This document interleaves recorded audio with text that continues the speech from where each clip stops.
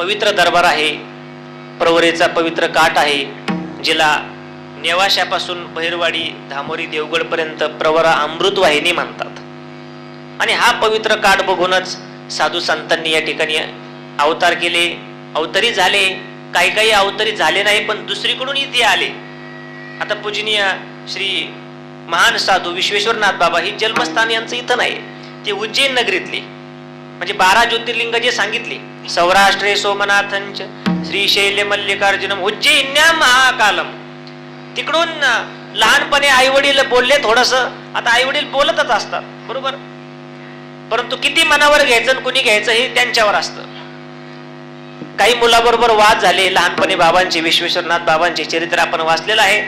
परंतु वाद झाले म्हणून आई वडील म्हणले तू घरात येऊ नको, म्हणले असतील सहज, पण यांना लगेच वैराग्य निर्माण झालं आणि पायी पायी निघाले उज्जैन नगरीकडे, भगवान महादेवांच्या मंदिराकडे. तिथे गेले, दिवसभर बसले. काही साधू मंडळी नाथपंथी महात्मे त्या ठिकाणी आलेले होते, ज्यांना आपण कानफाडे महाराज म्हणतो, बहिरवाडीला होते. ती परंपरा आहे. तर ते महात्मे तिथं 7-8 जण बसलेले होते. तपश्चर्या, कुणाचं कमंडलो, कुणाचं काय, सगळं साहित्य त्यांनी बघितलं. आणि पूजनीय विश्वेश्वरनाथ बाबा लांबून त्यांना बघत होते, हे काय करतात. आता ते वैराग्यच.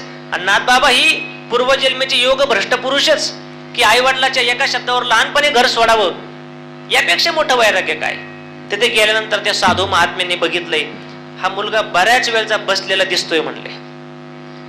विचारलं, अरे बाबा कुठला आहे तू, काय झालं, चेहरा सुकलेला दिसतोय, बहुतेक जेवण केलं नसावं तू. नाही म्हणले. काय झालं, घरून रुसून आलो. का, आई वडील बोलले.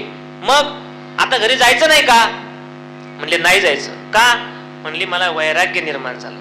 ते म्हणजे एवढ्या लहानपणी वैराग्य निर्माण झालं, चांगलं आहे, योग्य वेळेत आमच्याकडे आला, मग आमच्या बरोबर चला, आम्ही तुम्हाला पुढचं शिक्षण देऊ. आणि मग ते त्यांच्या मठामध्ये घेऊन गेले. तिथं मग झाडून स्वच्छता, देवपूजा, गुरु महाराजांची सेवा सगळं करण्याचा योग त्या ठिकाणी आला. हळूहळू त्यांना कळू लागलं की हा एक कोणतरी महात्मा होणार आहे. मग योगाचं त्या ठिकाणी शिक्षण दिलं, गुरु सेवा करून घेतली, कारण सेवेशिवाय माणूस पुढे जाऊ शकत नाही. ज्याला ज्ञान मिळवायचंय त्याला सेवेचा दारवंटा ओलांडावा लागतो. तद्विधी प्रणिपातेन परिप्रश्नेन सेवया, जेथ ज्ञानाचा कुरुठा तेथ सेवा हा दारवंटा. कुठलाच व्यक्ती सेवा केल्याशिवाय मोठा होत नाही.